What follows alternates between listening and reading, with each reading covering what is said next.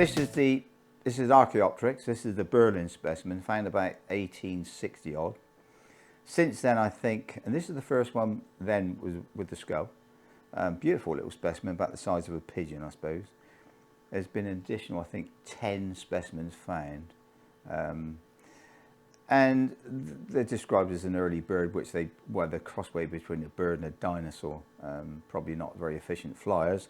And they're from the Solnhofen limestone, which is slightly younger than our upper Kimmeridge clay, but getting there the same. But the circumstances in this was found, you know, the Solnhofen limestone is like a back reef deposit. So in other words, you've got a big coral reef cutting off the main sea, and then during storm conditions, everything, salt water slops over there and forms this big lagoon, okay, which is full of life, of course. But actually, during the summer months, you get evaporation of the salt water, and because it then becomes more saline, we get excellent soft part preservation of sort of complete pterosaurs, all sorts of animals that lived in that lagoon, even including their sort of track marks. And then, like a lobster, you see the track mark, then there's the dead lobster. So it's a really good environment for fossilization, and really we in the Kimmeridge clay, we're an open sea deposit, a shelf deposits way offshore, so the chances of finding something as complete as this is pretty remote, extremely remote.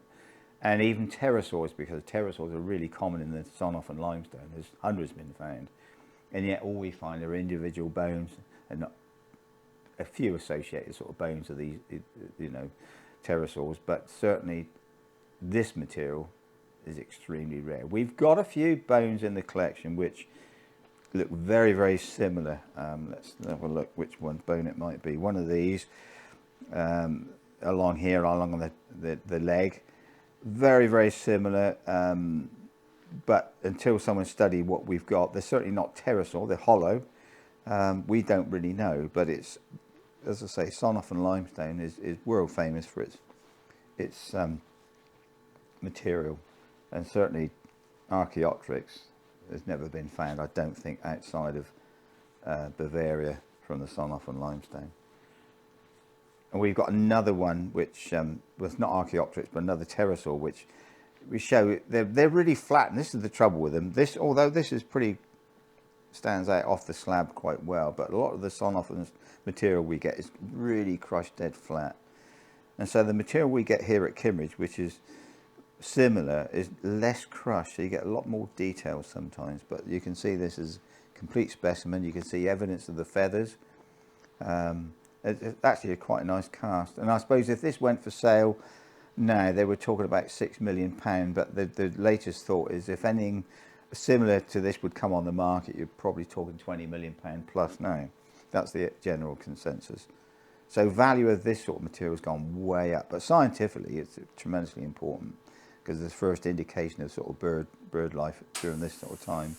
But again, from China now, equivalent age material, you're getting hundreds of these things, and a really diverse species range of flying, well, not reptiles, birds, and they're getting all sorts of sizes and everything else. And that's where all the new material is coming from now. But as I say, this is the first specimen found, you know, from Germany, and it's for a long time that was all that was found. That's all we've got for you today from the Etches collection. Thank you so much for watching. Don't forget to like and subscribe for more, and hopefully we'll see you next time.